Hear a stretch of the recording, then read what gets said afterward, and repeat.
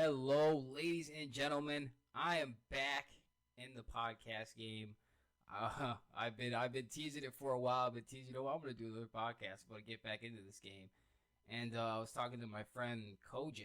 Actually, I don't know if you guys know him, Lord Koj. He's a fantastic creator, fantastic content creator, fantastic person. I was talking to him the other day, and he did ask me, or he did bring up the fact that he was gonna bring back his own podcast that he used to do.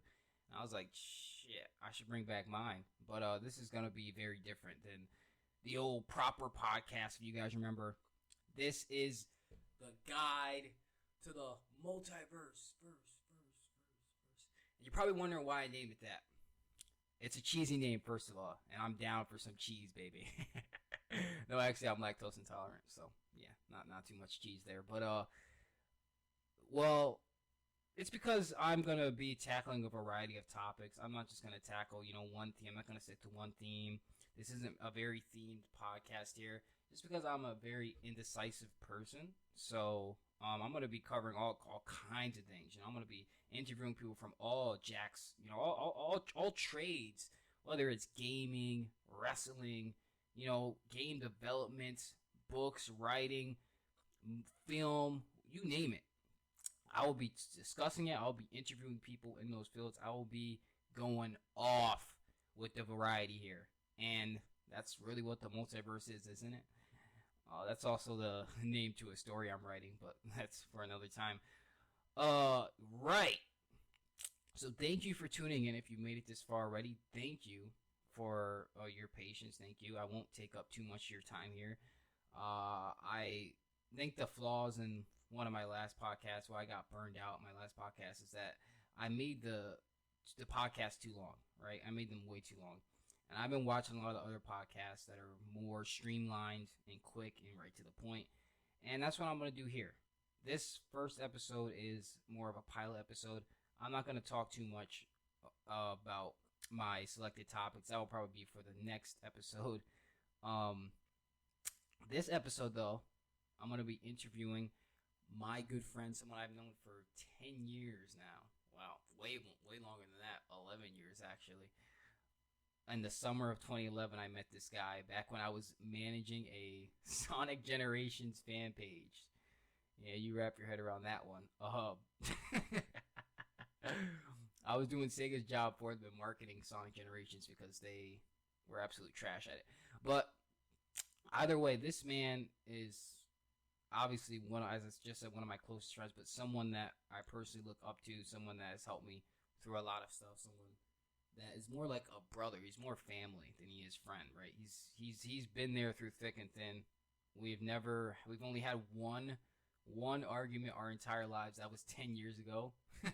So yeah, it's a pretty long time to have a friend that you don't have any conflict with, don't have any problems with, and that you can just trust. Never switches up, never changes his colors. Never.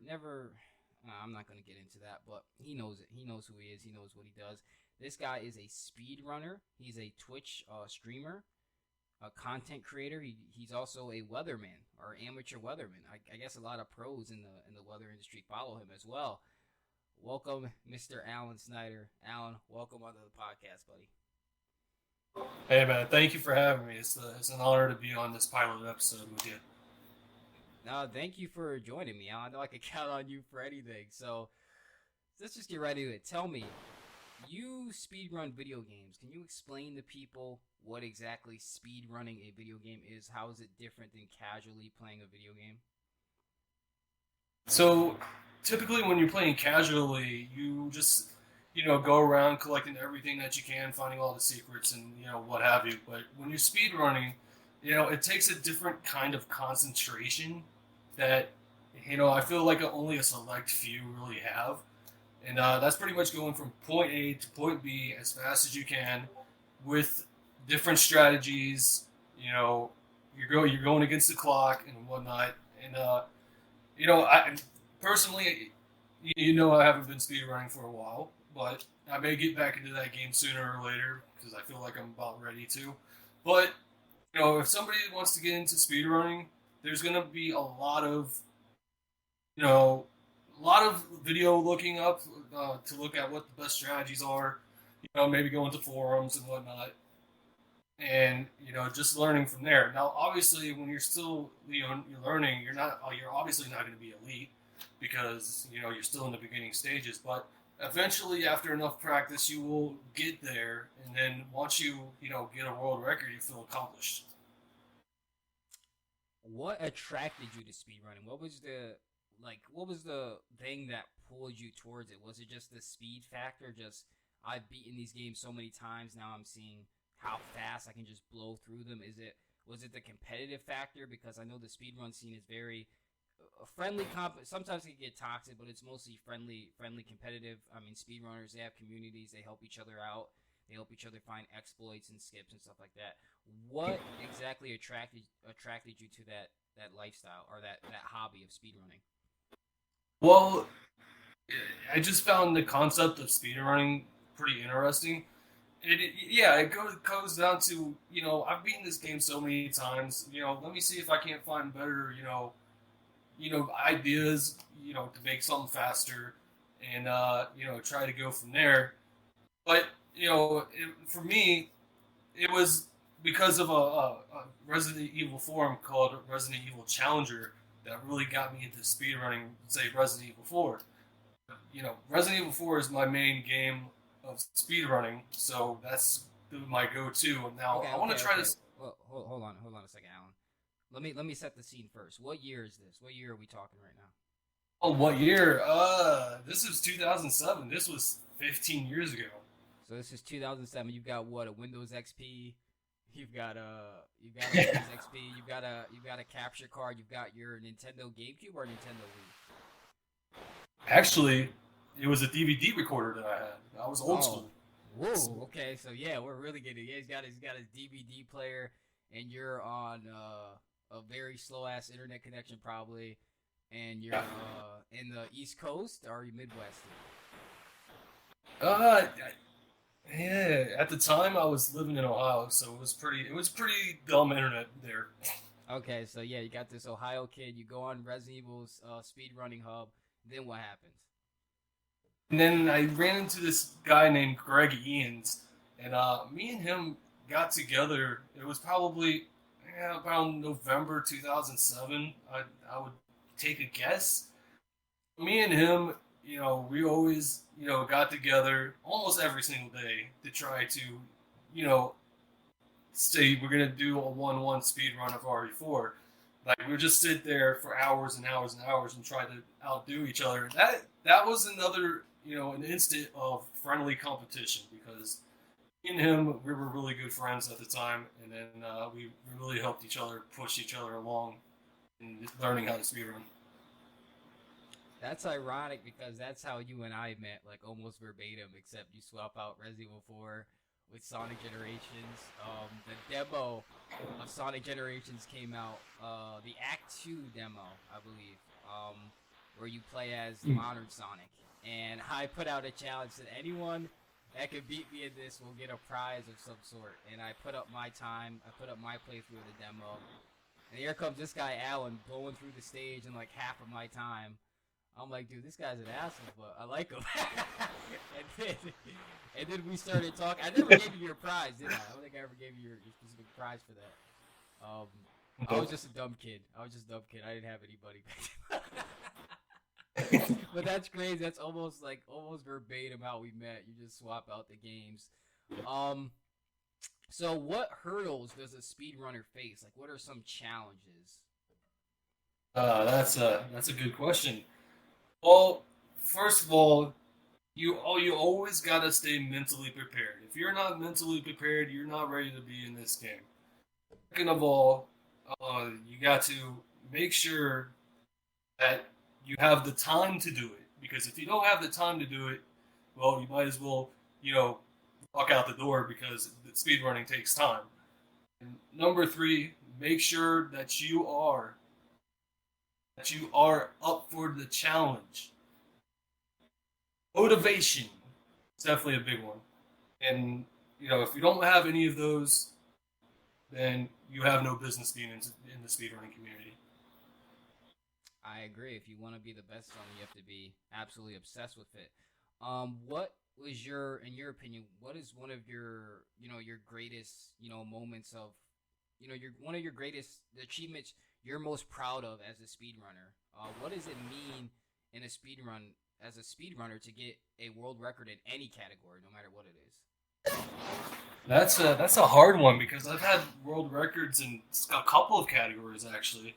But if I had to pick one specific category, it would probably be the New Game Plus single segment Xbox 360 run. I think it was like a 125 something. I don't exactly remember because that was about 7 or so years ago. But that was definitely one of my biggest achievements in the speedrunning community. And there was a couple of others, but it's I'm gonna be honest. I haven't speedrun RE4 in so long that you start to forget some things.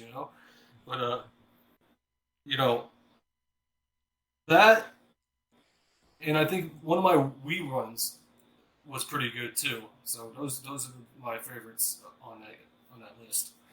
And what attracted you to Resident Evil 4 as your primary speedrun game? Obviously, besides the fact that, well, you grew up as a lifelong Resident Evil fan. You've been playing it since the first game came out. But why did you choose Resident Evil 4 specifically, besides even other Resident Evil games or, the other games you enjoy, like Sonic the Hedgehog and Final Fantasy and stuff like that? Well, it was pretty simple, really, because obviously when Resident Evil 4 came out, it was the first time that you got the over-the-shoulder camera views. Before that, we were used to the chunky, fixed camera angles. So, I felt really, really comfortable. Literally, the first time I played it, because I actually have control over where I can go and where I can see without, really the camera leaving it to one side and you're not able to, move it around to the other, you know what I mean? But, yeah, for that, the fact that, just the gameplay was so fluent that, I just couldn't say no to it. I had to learn more. And, there are some other Resident Evil games that I would like to visit in the future. Resident Evil Revelations is definitely one of those because I played that game to death. Uh, I have done some Resident Evil 6 speedruns, but that was a while ago. You know, you see me on stream do some RE2 remake and RE3 remake runs. I mean, it's not really limited to Resident Evil 4, but Resident Evil 4 is just the main one that I focus on. That is incredible, Alan. And I just want to say I'm so proud of, when I watch you speedrun. It is amazing the stuff you can do, especially as someone with a learning disability. I think it's very admirable that you're able to overcome that and really master something that you just have a strong passion for. And I like that a lot. I mean, I'm sorry, I get a little sentimental there, but it's really admirable to me. What was your hardest grind as a speedrunner? Because I've seen documentaries where people will, they'll sit on stream for hours figuring out new routes, figuring out exploits, figuring out glitches or, the fastest way to go. What skips can be done, what is possible, and how they can push the boundaries of, just cutting off the slightest millisecond of time to get that world record. What was your hardest grind as a speedrunner? What is the one thing that kept you for hours and hours, weeks, just grinding and grinding? Oh boy, there's a couple of chapters that have been infamously a pain in the ass to many speedrunners. All right, 4-1 is definitely one of those very heavily grinded chapters because you got the Novista doors, you got the Gyarados, you got the lava room, you got a lot of stuff that can go wrong in chapter 4-1 that can literally cost you many hours of your time. Another chapter that is really hard for me is 5-3. I'm just gonna add the other one too, 5-3 and 5-4. Well, because when you get to 5-3, that's like a 12-minute chapter. You gotta go through 12 minutes of absolute best gameplay that you can ever put out. And trust me, there was a lot of resets there. 5-4. Luckily, that is a shorter chapter of them all. You got two war rooms that is just crowded with so many enemies. You got uh, you got to make sure that Mike blows up the right towers, which is random RNG, and just so many other things that can go wrong. So those are my top three chapters that really tested my patience throughout my whole Resident Evil 4 speedrunning career. And as I mentioned before, you are not just, you don't just play video games. You have a profound interest. I mean, really, you're a weatherman, more or less. I mean, you analyze the weather, you give your weather predictions. I know this season has been throwing you off a little, throwing you off your game a little bit. I understand Yeah. that, but how does a kid who grew up, a lifelong video gamer, how the hell did you get into weather? Well, that's another thing that I picked up at a very young age. I think I was like 5 years old when I got into weather. You know, we're talking about watching on TV the devastation of Hurricane Andrew. I was like 4 years old. That was in 1992. Now you're thinking that you're 4 years old. You're probably hardly going to remember that, but that's something you don't forget because of this destruction that you see with it. Let's see. When I was living in Texas, I was like 10 or 11 years old. I went through a Category 4 hurricane, and that was a pretty Damn. intense. That was a pretty intense experience. And ever since then, it just took off. And it wasn't until 2020, 2019 that I absolutely started getting into fully analyzing these systems, and I started my YouTube channel around then. I'm in obviously your YouTube channel, Alan Snyder's Weather Channel, but you also have your Twitter, Alan Severe, which is picking up a lot of steam. You have a lot of followers on there. Your tweets have a lot of engagement, especially for a smaller Twitter account. And Hmm. I guess you're involved in this weather community. What is that like? I mean, you're part of multiple communities, speedrunning communities, gaming communities, weather communities. What is the Twitter sphere weather community like? You definitely know how Twitter is. There's definitely going to be there's your wholesome, down to earth, that actually gives a crap about you, and then you got these toxic assholes that just want to take you down and want to throw you off your game. There's definitely there's a clash there, like any other Twitter community out there.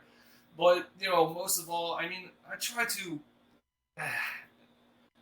I can't say I haven't been successfully tuning it out this year though, because they've been especially bad this year. But most of the time I try to tune it out as much as I can. That's great. I mean, everyone knows how Twitter is, right? And best thing you can do for most people on Twitter is to ignore them. You know me, though. I like to troll people. I like to fuck with people. I like to see how I can push their buttons, see what makes them tick, and if Push they the react to limits. me, they lose. If they don't react to me, they also lose. So the best thing to do is to not engage with me, period, on Twitter, because you will lose. Yeah. But either way, uh, as a weather person, how does it feel that when you see like actual news anchors and professional analysts following you on Twitter? It, it's a very humbling experience, really, because one of my weather heroes is his name is Jim Cantori. He works with the Weather Channel. He followed me, and I'm not gonna lie, I got emotional with that because this is a guy that I've been watching for 25 plus years. I was like, this dude is actually noticing me. I mean, I must be doing something right. And then there's other people like Andy Hazelton, who's very knowledgeable in what he does with the tropical weather, situations and whatnot. But it's a very surreal moment when somebody that you look up to for so many years, actually acknowledges you and follows you. Yeah, absolutely. I I mean, I usually don't flip out when I get reactions from celebrities, but there's like a select few, like one or two people. If I get a reaction from them, I'm going ballistic. I'm going balls to the wall. I do not care. Celebrity or not celebrity, it's like people that I admire. I'm just going balls to the wall when I see them react to my stuff or acknowledge my existence. I'm usually not, you know me, like I'm not really big into celebrities. I'm not the kind of guy that, oh look, I just met this wrestler. Here's 50 photos about it. Like, you know me, like I don't, Yeah. I don't really flash that. I'm a lot more humble than I seem on Twitter, but Yeah. or any social media really. But I'm a lot more humble than that. Still not very humble person, but a lot more humble than you. I'm not, nor, normally I'm not the one to flex. You know that I'm a very humble guy. Oh yeah. I try to, I try to, keep myself, as you say, I never change my colors and I'm always humble. So, when I see somebody that follows me like that, then that's an even more humbler, experience. Yeah, but you have a guy that you've been watching on the telly for, as you said, 20, 25 years. I mean, Yeah. that's a pretty long time. And, what are the odds? I mean, what a small world it is that he follows you on Twitter. He acknowledges your dedication, your work. I mean, that's Mm. an incredible feeling for anyone. It's like if John Cena followed me on Twitter tomorrow, which isn't going to happen. He follows everyone except me, which is really annoying. But, um, man, I gotta tell you, brother, what what is really what really entices you about covering the weather? When did you like really first started sinking your teeth into seriously covering it, seriously analyzing it, and putting up your videos, whether that be on YouTube or other platforms? I, as I said, I've been tracking weather for about 25 years, but I didn't really take it very, very seriously until about 2019 when Hurricane Dorian, his 185-mile-per-hour beast that's 60 miles away from me. I was like, you know what? This was such an experience. If that would have came to my doorstep, I probably would have died because we didn't even evacuate. We weren't even planning on evacuating, which is crazy. Which is crazy. But lo and behold, it turned north, and now here I am. I'm still here. That's when I started to fully, take it seriously and decide, you know what? Let's see if I can make something out of this on YouTube, and learn the trade even more. That's when I started looking at weather models and whatnot because before 2019, I wasn't really doing that. I was just, watching the television, watching maybe some YouTube videos here and there. And that's when I really started to take it a little more seriously. All right. And what are your goals as this, with your weather channel, with your weather Twitter account? Are you considering this as like a long-term career path? Is this going to be, what your primary presence as far as content creation goes? Uh, I do want to make a career out of other YouTube, but seeing as this season has been really slow, it hasn't been really kind to me. But hopefully that'll change because I'm gonna start covering other weather, related content like typhoons, which is the equivalent of a hurricane that's in the Western Pacific. I'm gonna probably track winter storms, probably. There's no shortage of weather content that can be made.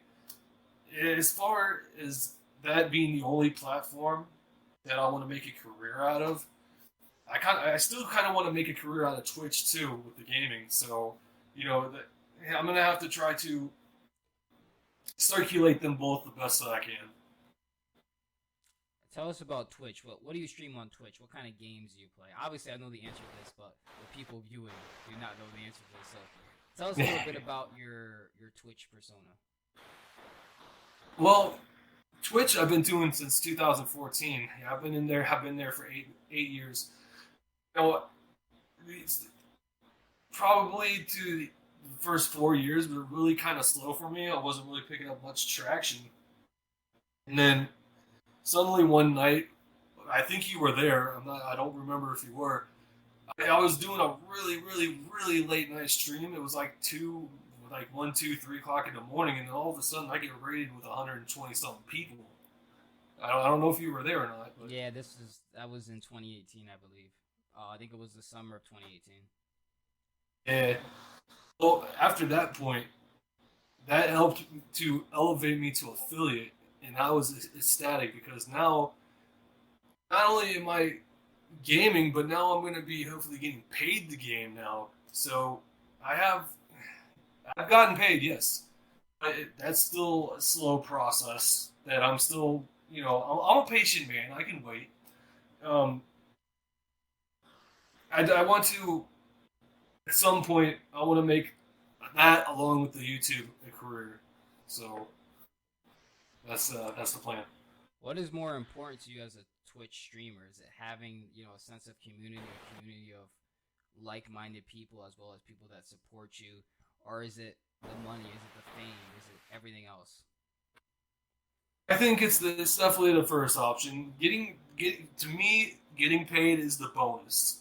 The interactions to me and the people that truly care about me is always going to be number one for me. Because if you support me, I'm going to support you, and if we're talking, I'll talk to you. You talk to me, vice versa. That's always going to be important to me because without the viewers, there is no me. So that's a pretty easy answer to the question there. All right, and I have a viewer question actually. I asked one of my friends, or one of our mutual friends, if they wanted to ask you a question here, and they sent this, and this is from Mr. Chandler. He says, All right. as a kid, you were almost pursued a career in professional wrestling. What stopped you from doing that? Oh boy, that's a sore subject. And that's also a good question, Mr. Chandler. Uh, you guys know I've been watching WWE, WWF since 1993, so it was pretty much the same time when I got into weather and gaming. So typical that I get into all three pretty much at the same time. But the thing is, I did go to wrestling school for like a week, and I was doing the moves, taking the bumps, and then the guy said that I actually had potential, and I was like, yeah, I want to do this. But then my grade slipped, and then my parents didn't want to pay for it no more. So that's how that panned out. Yeah, it's a sore subject, but eventually, I found different avenues. I was still running at the time, so I had that to keep me occupied. But I felt like if I didn't slip my grades up, I would probably be in a different situation right now, and I don't. Who knows if we would have met if I would have been a pro wrestler? You know what I mean? Hey, you would have been ending the Undertaker streak at WrestleMania, baby. That's what happened. Yeah, yeah. That would be the truth. That's amazing. That's so interesting. And a little bit of a quick round here. What is the best Resident Evil game? Best Resident Evil game. Oh crap! You put me on the spot already. From a personal preference, Resident Evil 4 is my favorite Resident Evil game of all time, followed by Resident Evil 2. What is the worst Final Fantasy game? First Final Fantasy game. I'm gonna have to go for another two for here. That's 10 and 10 too. Okay. And what is your favorite wrestling maneuver or finisher? The Stone Cold Stunner. And the Sweet Chin music, easy. All right. And what hurricane or other disaster or weather event impacted you the most and at a emotional standpoint? Now, the ones that I'm gonna have to explain this one. I feel like the ones that I'm not involved in has been the ones that left the most impact on me because I'm gonna have to go back to 2020 with Typhoon Goni that struck the Philippines, and there's just so much devastation there that it really affected me. I'm looking at some of these pictures, and I was like, oh God, man, I hope that some of these people evacuated. I really felt it to my core because that was a 200 mile per hour typhoon. I was like, if you're not going to evacuate, you're going to die. You're going to die. And that left a big mark on me. That was about 2 years ago. And what is one game that you were going to speedrun, you tried, and you were like, I'm sorry, I can't do this shit? I tried to speedrun Final Fantasy VIII one time. And, they have this thing to where when you level up, the enemies level up too. It's like, it's not like there's a cap. They like how you say you move on to another area and they're at a preset, level, But when you level up, they level up with you. So it kind of gets harder as you level up. Because I was like, nah, man, I can't do that. They kind of have I something can't like do that that. with Resident Evil 4 too, right? Like the more you die, they adjust the AI's difficulty. Yes, that is called difficulty adjustment. Oh, And a lot of things, mess with that. You miss a swing, your DA is going to go up. You take a hit, your DA is going to go down. If you die, your DA is going to go down tremendously enough. And pretty much, if you do bad, it lowers. If you do good, it higher.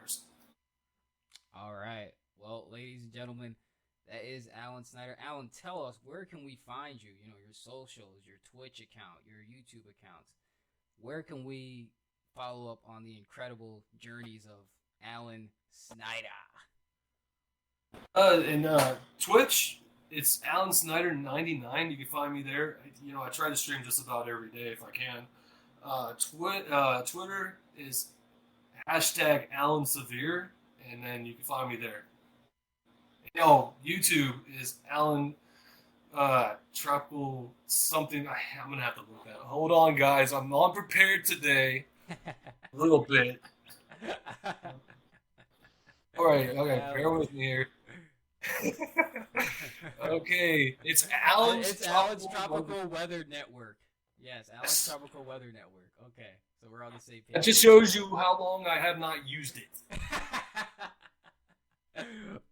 Well, Alan Snyder, obviously one of my best friends, more like a family member to me. We've been through the thick and thin. We've been through a lot of shit together. This guy is an amazing person, amazing human being, and such a very humble man, a very great soul, and he's had to overcome a lot in his life. He's had to go through a lot of hurdles, but the guy still finds the time to bring joy in every people's lives, and still wear a smile on his face no matter what he's going through. And I gotta say, Alan, I want to thank you for joining me on this pilot episode, or our first episode, whatever you want to call it. Thank you for being my guest. And when I come back next time, I mean, well, I'm sure you'll be a guest on future episodes here, depending on if this even goes past the first. No, I'm just messing with you. I'm gonna stay on this. No worries, Chief. But yeah, that's gonna be it from me. Shorter side of this, I'm gonna try to make these 30, 35, 45, or 50 at the latest, at the most. Sorry, of time. And I think I did this one pretty well. First half was about Alan and his weather, his speedrun stuff. Second half was about his weather stuff. Then I like to ask a couple of fast questions and some viewer questions. And hopefully you guys enjoy this. Hopefully you guys enjoy the format. Tell me what I can do better. Tell me what you would like to see more of. And as always, always taking constructive criticism. And if you do, want to appear, always hit me up. My Twitter is at Haruko Hitomi. That's HarukoHitomi.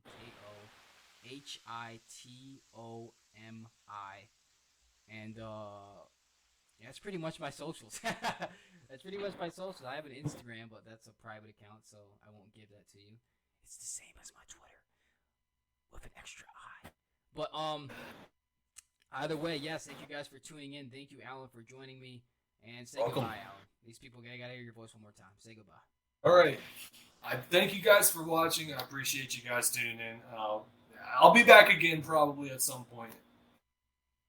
And I will see you guys the next time we head into the multiverse.